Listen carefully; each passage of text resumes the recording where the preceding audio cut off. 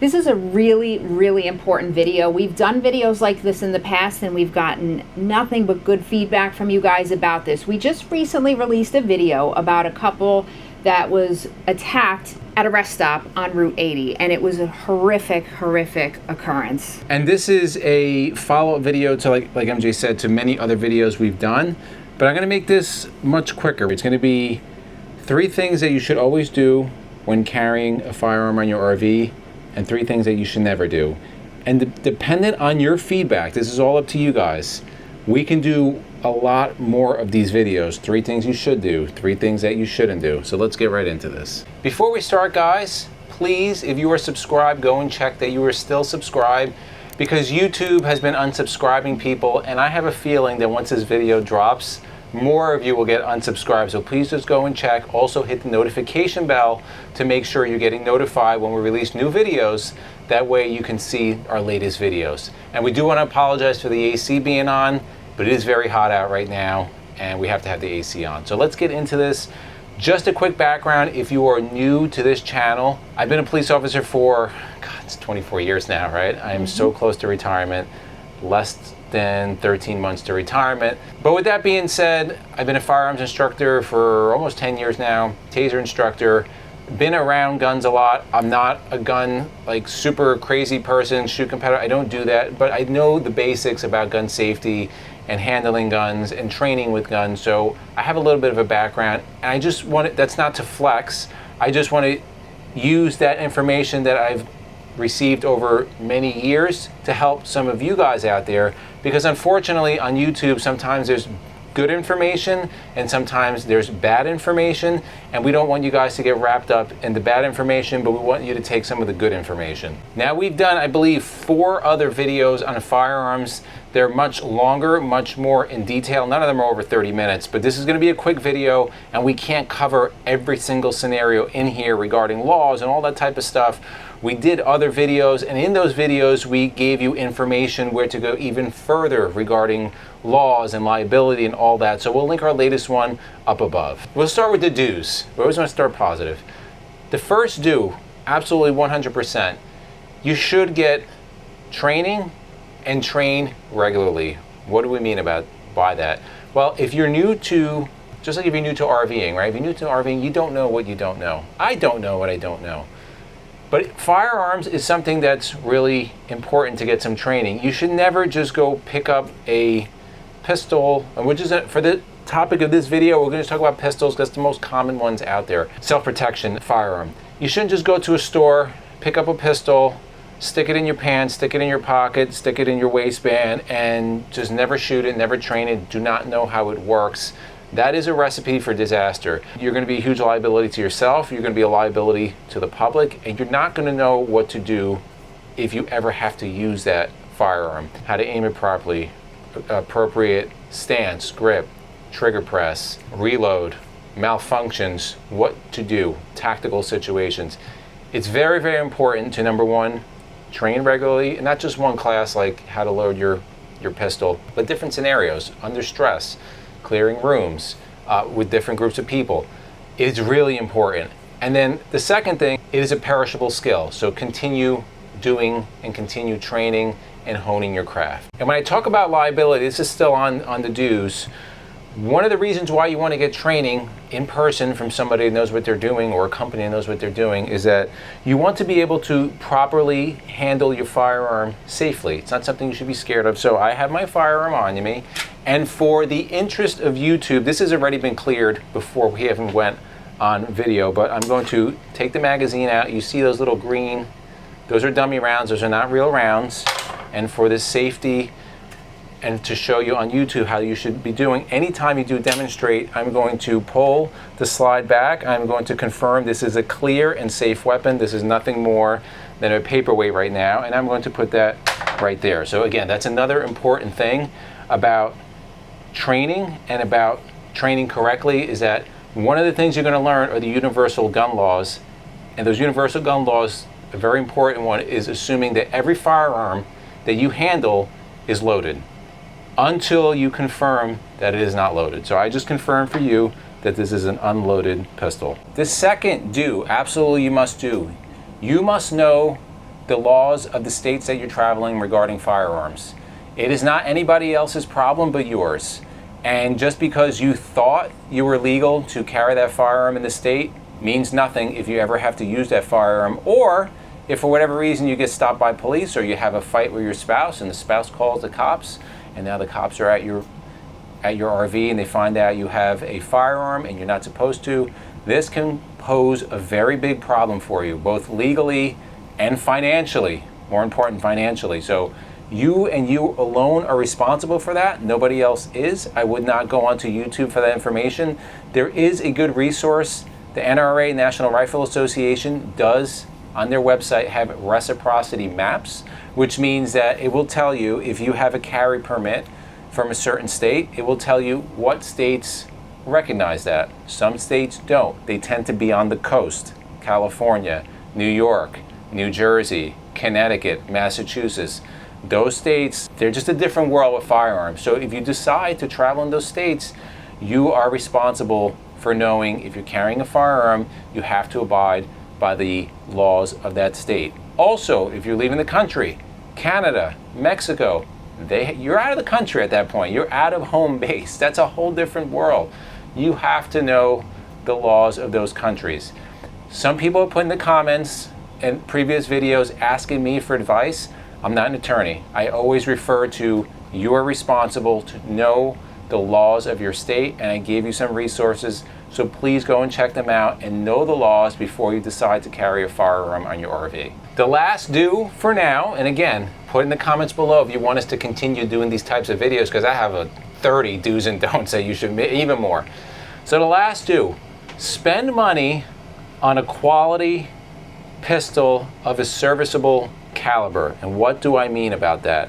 There's a lot of different firearms out there, guys, but there's certain ones that are just tried and true. Now, right here, again, for the interest of YouTube, this has been cleared. There's no rounds in here. There's no live ammo in this RV at all, but for the interest of YouTube, I'm going to take the magazine out and I'm going to clear this pistol again. And you can see this is a clear pistol. Now, the reason why I brought this pistol out is that this is a Glock 19, one of the most prolific pistols ever. Any striker-fired pistol is basically a copy of this. You can leave in the comments what you think, but this is tried and true. It's been around for 35 plus years. Millions and millions of these pistols have been out there, and it is just a great pistol. This is why I brought this out here. So something like this, guys, it's tried, it's true, it works, it goes bang every time, it's super reliable, it's affordable, you don't have to spend $4,000 on a pistol. Something like this is great. The second one, which I carry all the time, again, clear guys, this is a SIG 365, 9mm pistol, a serviceable round, serviceable caliber, 9mm, 40, 357, 45, those are all serviceable calibers, which means if you do have to use them, they've been proving over time to be effective. I wouldn't carry anything really less than a 380 on me, but that's going to be up to you. Do your research, take the classes before you decide to buy a pistol. You don't want to go into a gun store and just rely on the guy behind the counter, because most of the time their interest is selling you a gun, not really you carrying that safely and effectively. So those are your 3 do's. Let's get into the 3 don'ts. And this one, again, I see a lot of times, and it's a big one. And the first don't is kind of 2-part. The first one, and I'll go back to my SIG 365, that is a clear weapon. You want to carry this pistol in the appropriate holster. And what do I mean about that? You don't want to do, nothing in here, this. This is just stupid. I'm sorry if somebody's offended by that. That is stupid to put it in your pocket with no holster. They do make appropriate, I won't even say appropriate, better than just putting in your pocket holsters. This is made by DeSantis. You want to cover that trigger so it doesn't go bang in your pocket. And then this can go and kind of hides in your pocket. I still don't like this. It's better than nothing, but I don't like this for several reasons. Number one, if I sit down, this pistol can come out. If I get into a tussle with somebody, I'm rolling on the ground, this can come out. Second thing, if I do draw this pistol out, I have to hope that the holster stays in my pocket. You can already see the grip is terrible. That's a terrible grip coming out of the holster. Now I have to acquire my grip. I've drawn out. Okay, I've drawn out. The fight is over before it started. Now what do I do with this pistol? I can't easily reholster. I have to kind of switch and like do this and take my eye off the bad guy or his buddies. This is bad. This is stupid. This is a lack of training. What you should be carrying at minimal is a appropriate holster. And I'll just show you what I have on here. And there's all different ones out there. I carry concealed. If I'm on duty, I carry something different. But this is a Kydex holster. It's made specifically for this pistol. And listen, it clicks in. I could turn it upside down. It doesn't go anywhere.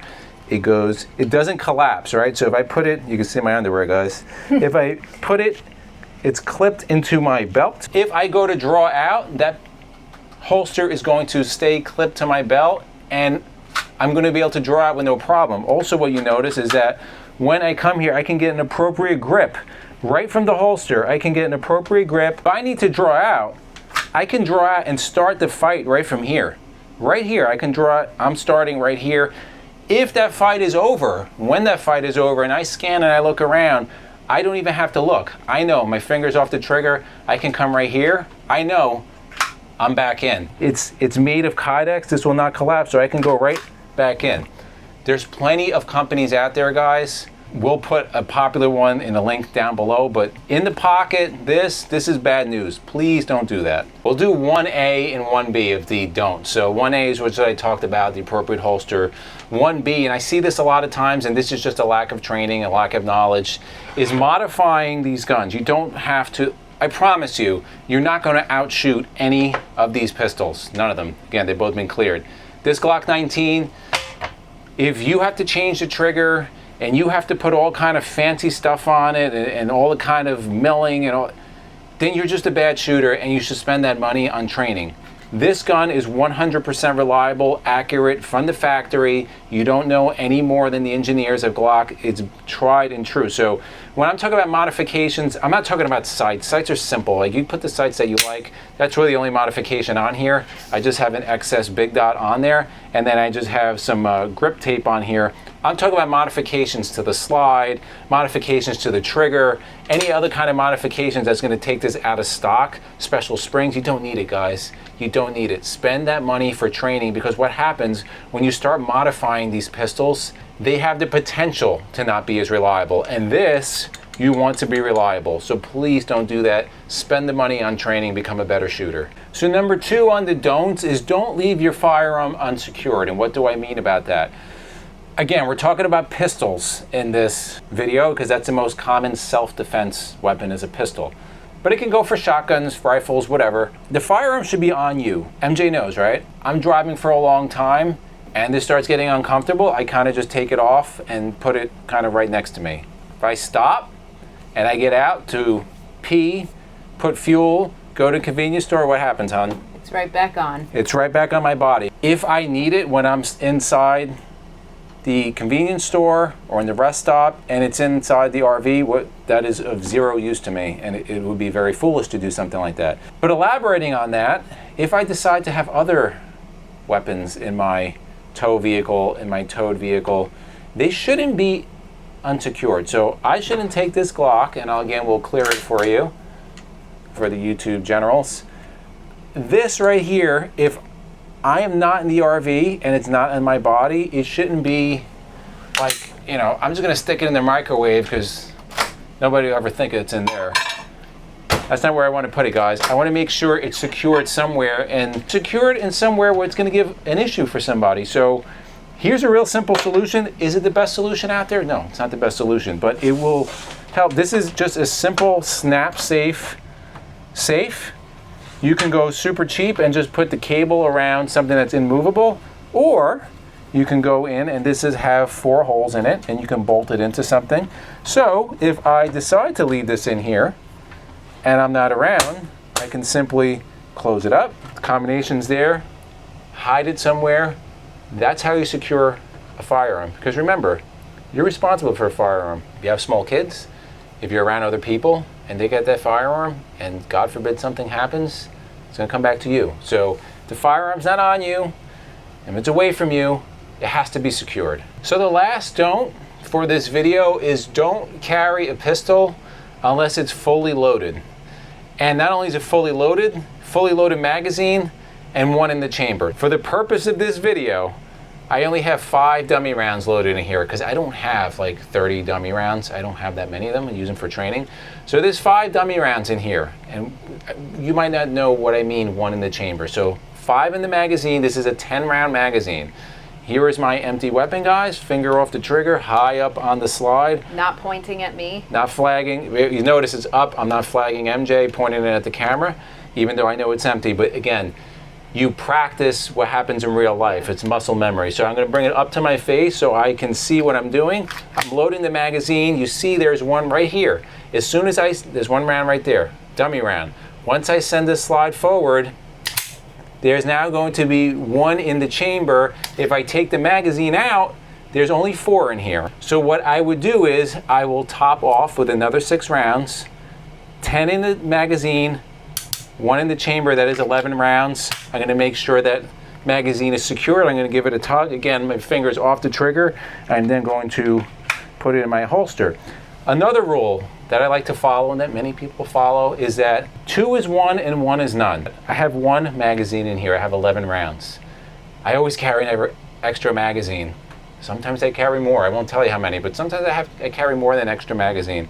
So in my right pocket, I have an extra magazine. And you're going to say, oh, well, you just talked about that being the hole. Well, there is actually a holster in here.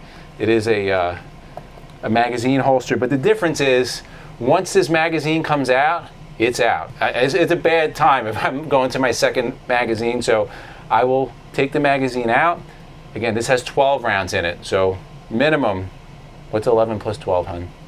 23. You're very good. 23 rounds minimum. Now, I know people are going to comment that I'm crazy, that I don't care.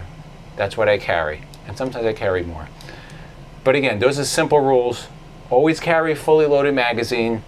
Always carry 1 in the chamber. There's a lot of safety mechanisms built into this. The first one is right here. That's your number 1 safety mechanism. Again, I'm just going to drop the magazine, clear it out. Empty, okay? If I pull this trigger, if I don't pull this trigger, it's not going to go bang, right? So fingers should always be on the slide till you're on target. You're ready to destroy whatever is in front of you. Then the figure goes on, you take out the slack, and you're ready to go. If I don't pull this trigger, this gun don't go bang. Now, what I will say is that if you are of the mindset that you don't want to keep 1 in the chamber, remember I had to send the slide forward. There's nothing in the chamber right now. If I go, nothing's going to happen, even though it's a dummy round anyway. But if I'm in a bad situation, I get caught off guard, I now have to draw out. I'm already at a disadvantage. I'm drawing out. Now I have to put 1 into the chamber. Now get on target.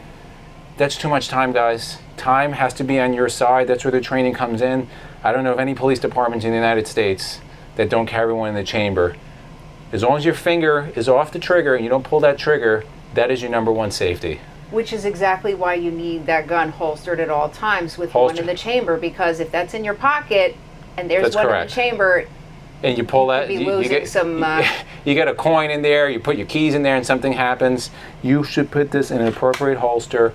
Again, it always goes back to the training. If you take the appropriate training with the appropriate people, they're going to tell you exactly what I'm telling you.